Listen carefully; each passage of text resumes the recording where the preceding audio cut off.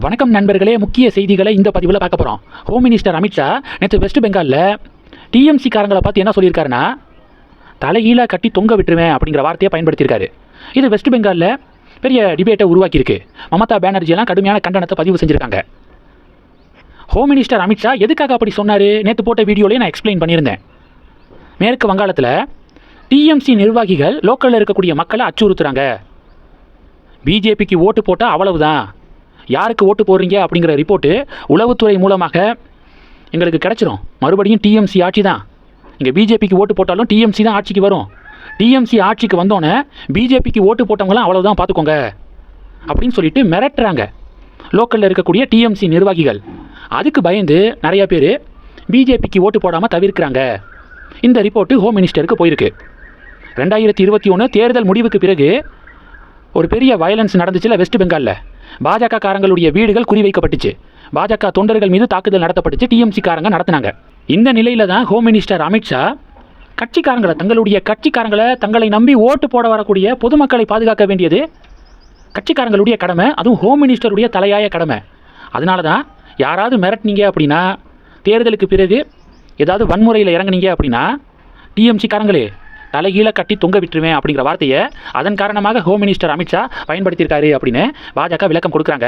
அங்கே TMC Mamata Banerjee home மினிஸ்டருடைய வார்த்தையை எப்படி ட்விஸ்ட் பண்ணுறாங்க அப்படின்னா, வெஸ்ட் பெங்கால் மக்களை ஹோம் மினிஸ்டர் இப்படி சொல்லிட்டாரு, தலைகீழ கட்டி தொங்க விட்டுருவேன்னு சொல்லிட்டாரு பார்த்தீங்களா அப்படின்னு இப்படி பரப்புரை மேற்கொண்டு இருக்காங்க. எப்படி தமிழகத்தில், அதாவது திமுக காரங்களுக்கு எதிராக மோடி பேசினதை தமிழர்களுக்கு எதிராக மோடி பேசிட்டாரு அப்படின்னு இங்கே திமுக எப்படி ட்விஸ்ட் பண்ணாங்க, அது மாதிரி வெஸ்ட் பெங்காலில் மமதா பானர்ஜி ட்விஸ்ட் பண்ணி பாலிடிக்ஸ் பண்ணிக்கிருக்காங்க, கேம்பெயின் பண்ணிக்கிருக்காங்க. ஸோ இது இப்போ வெஸ்ட் பெங்கால் பாலிடிக்ஸில் பரபரப்பை ஏற்படுத்தியிருக்கு. தேர்தலுக்கு பிறகு வெஸ்ட் பெங்காலில் அமைதியை நிலைநாட்ட தேர்தல் அப்பையும் எந்த பயமும் இல்லாமல் பொதுமக்கள் ஓட்டு போட, வாக்கு சாவடிக்கு வந்து ஓட்டு போட சென்ட்ரல் கவர்மெண்ட்டு நிறையா ஸ்டெப்ஸ் எடுத்திருக்காங்க. எலெக்ஷன் கமிஷன் அதில் முக்கியமான ஸ்டெப்ஸ் என்ன அப்படின்னா, 480 கம்பெனிஸ் ஆஃப் பேராமிலிட்ரி ஃபோர்ஸஸை பிஃபோர் எலெக்ஷன் அங்கே பணியமர்த்தியிருக்காங்க. வெஸ்ட் பெங்கால் எலெக்ஷனுக்காக 480 கம்பெனிஸ் ஆஃப் பேராமிலிட்ரி ஃபோர்ஸஸ்.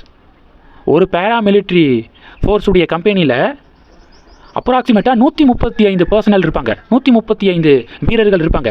அப்போ 480 கம்பெனிஸ் அப்படின்னா மல்டிப்ளை பண்ணி பாருங்கள், 60,000க்கும் மேற்பட்ட இராணுவ வீரர்கள் வெஸ்ட் பெங்காலில் குவிக்கப்பட்டிருக்காங்க.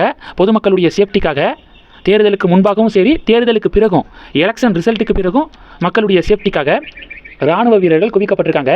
அதனால் இந்த முறை பொதுமக்கள் எந்த பயமும் இல்லாமல் வாக்கு சாவடிக்கு போய் ஓட்டு போடுவாங்க அப்படின்னு பொலிட்டிக்கல் எக்ஸ்பர்ட்ஸ் நம்பிக்கை தெரிவிக்கிறாங்க. இது ஒன்று. நேற்று மாலை 6 மணி வரைக்கும், அதாவது நேற்று தான் லாஸ்ட் டே, அந்த லாஸ்ட் டேவுடைய அந்த லாஸ்ட் மினிட் முடிகிற வரைக்கும் அண்ணாமலை பரப்புரை தான் மேற்கொண்டிருக்காரு. இது தமிழக சட்டப்பேரவை தேர்தலுக்காக. தமிழக தேர்தலுக்கு முன்பாக கேரளா எலெக்ஷன், புதுச்சேரி எலெக்ஷன் நடந்துச்சுல, அங்கேயும் அண்ணாமலை தொடர் பரப்புரை மேற்கொண்டார்.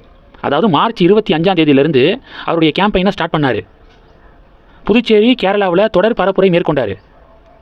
பிறகு எலெக்ஷன் முடிஞ்சதுக்கப்புறம் தமிழக தேர்தலை ஃபோக்கஸ் பண்ணி தொடர் பரப்புரை மேற்கொண்டார்.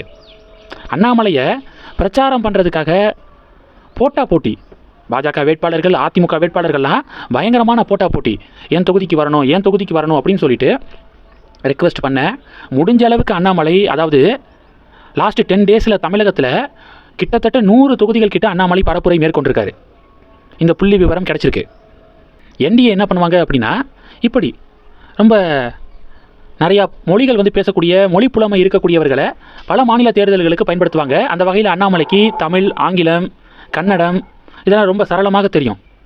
ஹிந்தி மொழியும் கற்றுக்கிருக்காரு. அதனால் புதுச்சேரி, கேரளா தேர்தலெல்லாம் அண்ணாமலையை பயன்படுத்தியிருக்காங்க. தமிழகத்துலேயும் அஃப்கோர்ஸ் அண்ணாமலை தீயா பரப்புரை மேற்கொண்டிருக்காரு. இந்த அண்ணாமலை ஒரு நாள் கூட ஓய்வு எடுக்காமல் தொடர் பரப்புரை மேற்கொண்டதுக்கு இப்போது பாராட்டுகள் குவிந்து வருது. பாஜக தொண்டர்கள் ஃபயர் விடுறாங்க.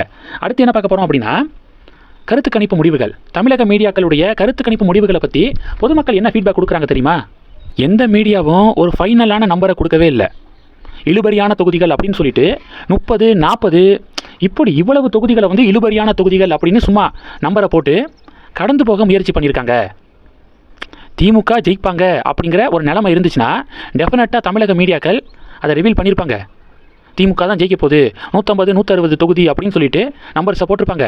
ஆனால் களம் திமுகவுக்கு எதிராக இருக்கிறதுனால அந்த இழுபறியான தொகுதிகள்லையும் ஏடிஎம்கே பிஜேபி கூட்டணிக்கு அட்வான்டேஜ் இருக்கிறதுனால தான் மோஸ்ட்டாக தமிழக மீடியாக்கள் எக்ஸாக்டாக நம்பரை கொடுக்காம கருத்து கணிப்பு அப்படிங்கிற பேரில் இப்போ தந்தி டிவி எடுத்துக்கிட்டிங்கன்னா திமுக கூட்டணிக்கு சாதகமான தொகுதி 98, அதிமுக கூட்டணிக்கு சாதகமான தொகுதி 90க்கு மேலே, மீதி எல்லாமே இழுபறியான தொகுதிகள் அப்படின்னு சொல்லிட்டு நம்பரை கொடுத்து தப்பிச்சு போக பார்த்துருக்காங்க.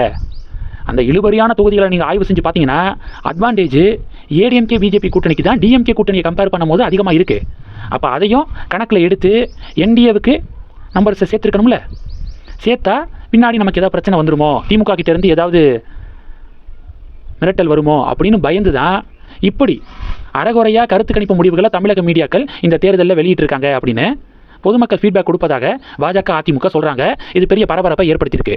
இந்த செய்திகள் எல்லாத்தையும் பற்றி உங்களுடைய பார்வைகளை மறக்காமல் கமெண்ட் பண்ணுங்கள். தொடர்ந்து கணக்கில் இருங்க. அடுத்தடுத்து நிறையா பதிவுகளை பார்க்க போகிறோம். நன்றி. ஜெய் ஹிந்த்.